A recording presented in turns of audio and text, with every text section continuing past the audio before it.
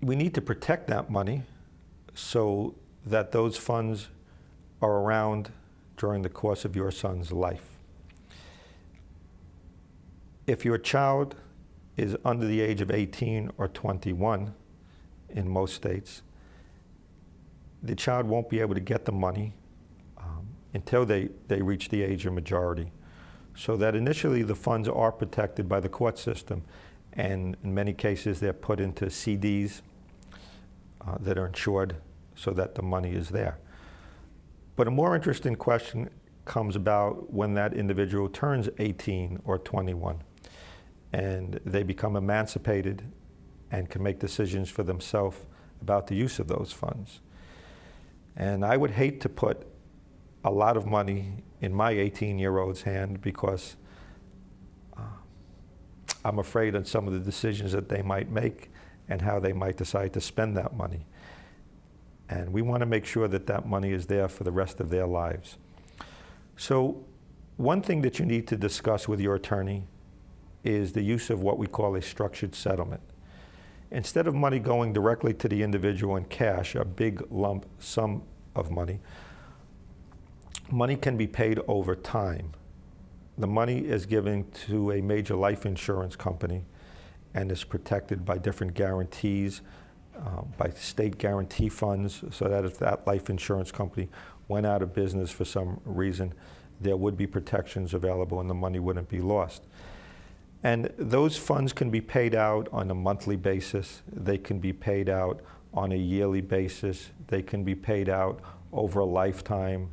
They can be paid out in intervals to pay for college if necessary. You can be as creative and innovative as you want. And I'll give you some examples that we have used with children who have had brain injuries. What we have done is we've provided college funds that are available in lump sums when that child is 18, 19, 20, and 21 to pay for school. If we needed funds to pay for private schooling before that time, we figured out what those funds are going to cost, what that school is going to cost over the course of many years, and we've had that money come in every year in September that paid for that schooling over time. We have protected funds for adults with traumatic brain injuries who are no longer able to work, and we figured out what amount of money we need to replace to equal the amount of money that they lost as a wage earner. And we've provided that funding to them on a yearly basis, paid out monthly, and we account for inflation by putting cost of living increases of 3 or 4% a year into the bundle. We've also protected these funds so that if people need money for contingencies that they can't think of when they're going into this program, that we have lump sums coming due over periods of time to provide for these extras that are needed. And we work in these areas with financial planners who can look into the future and project these numbers that we need. The one nice thing about a structured settlement is that the money that the people get over time is tax-free.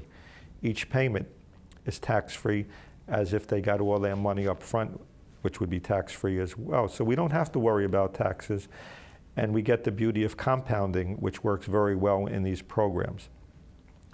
We also have to talk about how to protect money so that the individual is still entitled to government entitlements.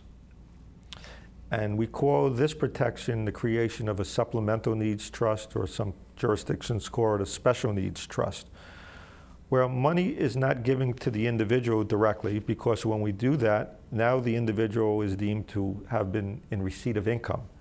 And that makes them ineligible for Medicaid benefits or other government programs that are needs-based, income-based. So we put this money in a trust. And really, anybody could be the trustee. It could be the individual's spouse. It could be the individual's family member, mother, father, close friend. It could be an individual along with the bank that are co-trustees. And essentially, the supplemental needs trust or special needs trust says is that this trust will fund anything and everything for the individual except those benefits that are provided by the government. So if the government will provide medical expenses, this trust won't fund medical expenses. If the government will provide housing resources, this trust won't fund housing. If the government will provide food and shelter, clothing, this trust won't do that. But what can the trust do? It can provide for vacations. It could provide for things around the house. It can provide the van that nobody will pay for. It can provide the entertainment that's so important for the individual. It can provide reading material for the individual. It could provide assisted living devices that can't be purchased with government assistance. So these funds are there, in essence, to supplement what the government will provide and allow a person to live freely or independently, or in what we like to call the least restrictive environment possible, but also still be eligible for government support benefits. Not only do parents have to think about this when they get funds for an individual as a result of the settlement of a lawsuit, but they have to think about what happens when they're no longer there to provide for the individual. And they have to do what we call estate planning, and they have to do it now. And they have to create these trusts now with them so that when they do pass away, instead of the money flowing directly to their child or their spouse, it goes into the supplemental needs trust to provide the protection that they need.